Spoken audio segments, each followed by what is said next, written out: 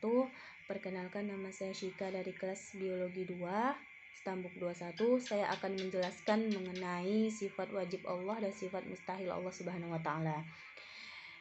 Pembahasan yang pertama yaitu sifat wajib Allah. Sifat wajib Allah yaitu sifat yang memang sudah ada pada Allah. Tidak ada satupun orang yang bisa merubahnya. Sifat wajib Allah terdiri dari yang pertama wujud. Wujud itu artinya ada. Penjelasan dari sifat wajib wujud adalah Allah itu ada. Sebagai bukti bahwa Allah itu ada, yaitu adanya manusia, adanya bumi, adanya semesta. Dan dalil mengenai sifat wujud itu tertera dalam surah As-Sajdah ayat 6 yang berbunyi, Bismillahirrahmanirrahim, Allazi khalaqas samawati wal ardi wa ma bainahuma fi sittati ayyami tsumma stawa ilal arsy. Artinya, dialah yang menciptakan langit dan bumi dan diantaranya memiliki 6 masa. Di antara keduanya memiliki 6 masa dan dia bersemayam di atas arsy. Bersemayam di atas arsy. Artinya Allah itu ada dan dia berada di atas arsy. Yang kedua, sifat wajib yang kedua yaitu qidam. Qidam artinya terdahulu. Penjelasan dari sifat qidam yaitu sebelum manusia diciptakan, Allah itu sudah ada. Jadi Allah itu terdahulu diciptakan sebelum manusia. Allah itu terdahulu ada gitu, sebelum manusia Allah sudah ada.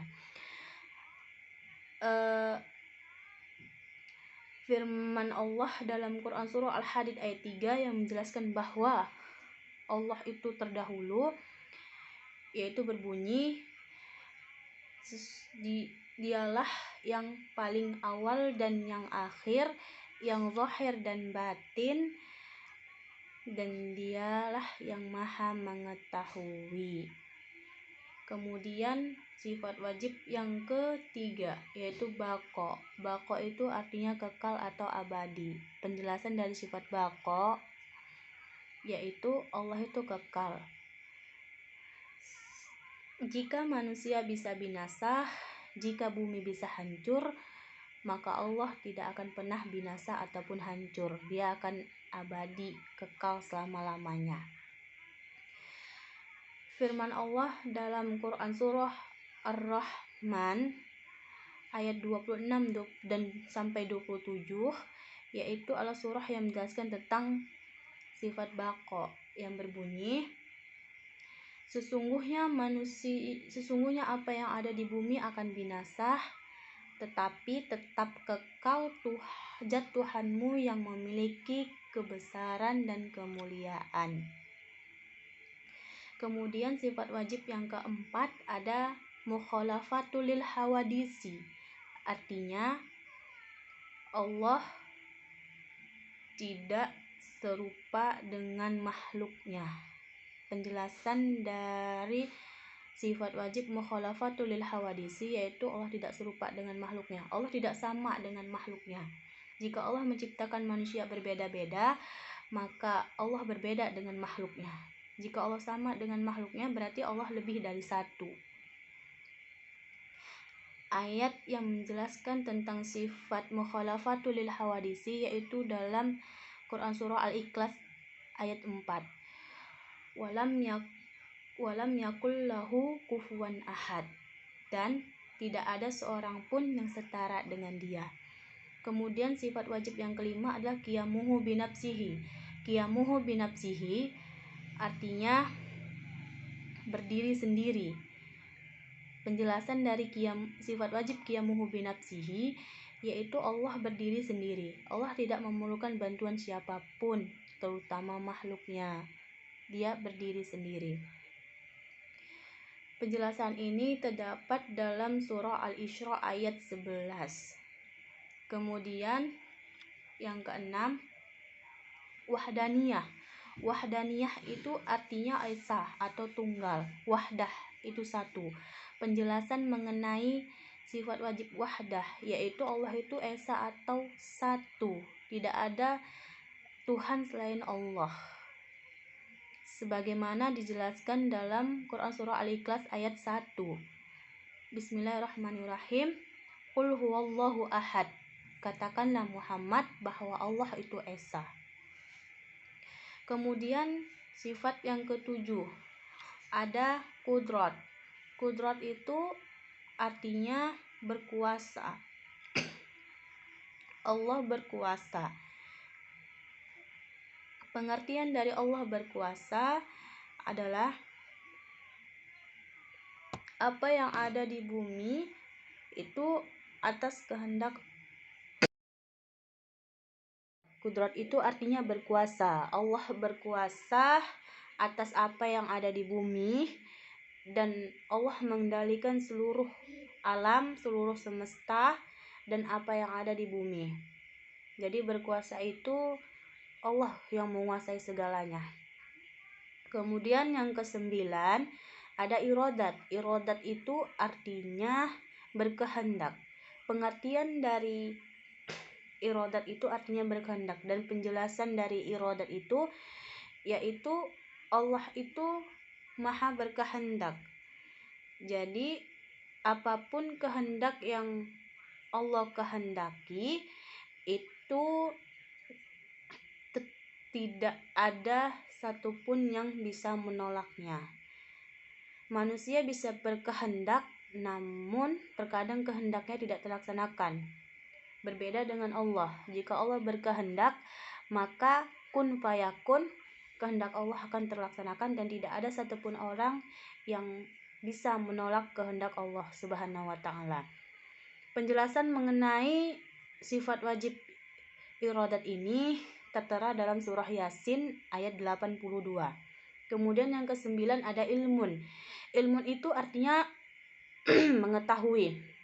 Allah mengetahui apa yang tersembunyi dan apa yang nyata, sebagaimana yang dijelaskan dalam Quran surah Al-Qaf, surah Qaf ayat 16. Kemudian yang ke-10 ada hayat. Hayat itu artinya hidup. Penjelasan mengenai sifat hayat yaitu Allah maha hidup. Jika manusia bisa binasa, bumi bisa hancur, maka Allah akan tetap hidup dan tidak akan pernah binasa, apalagi hancur, dan dia akan tetap hidup selamanya. Sebagaimana dijelaskan dalam Quran surah Al-Furqan ayat 58. Artinya maha mendengar. Penjelasan mengenai sifat wajib sami'un artinya Allah maha mendengar sesuatu yang ada di bumi, baik secara tersembunyi maupun yang nyata. Bahkan Allah mendengar doa-doa manusia ketika mereka meminta kepada Allah dalam sholatnya. Dan yang ke-12 basyirun, basar artinya maha melihat. Allah maha melihat segala sesuatu yang ada di bumi, baik secara tersembunyi maupun yang nyata, yang jauh maupun yang dekat. Penglihatan Allah itu tidak terbatas. Mau sejauh apapun manusia, tetap Allah bisa melihat apa yang mereka lakukan. Dan Allah juga bisa melihat manusia ketika melakukan kesalahan secara tersembunyi, walaupun tidak ada satupun manusia lain yang melihatnya. Yang ke-13, kalam. Kalam itu artinya firman atau perkataan. Pengertian dari sifat wajib kalam yaitu Allah berfirman. Jadi Allah itu bisa berbicara, dan ketika Allah berbicara itu secara sempurna, tidak ada satupun kesalahan, seperti layaknya manusia. Jika berbicara, terkadang ada yang mengalami kesalahan. Di dalam Al-Quran juga ada kata firman. Firman itu artinya perkataan Allah, dan itu langsung dari Allah. Yang ke-14 ada qadirun. Qadirun itu artinya berkuasa, maha berkuasa. Maha berarti Allah itu berkuasa. Jadi segala sesuatu itu berada di tangan Allah. berada di bawah kendalinya Allah. Allah yang menguasai segalanya, Allah yang menguasai bumi, Allah yang menguasai semesta, dan Allah penguasa segala-galanya. Kemudian yang ke-15 ada muridun. Muridun itu artinya maha berkehendak. Ketika manusia berkehendak, terkadang kehendak mereka tidak terlaksanakan. Namun ketika Allah yang berkehendak, maka kun fayakun, kehendak Allah akan terlaksanakan tanpa ada satupun yang menolak kehendak Allah.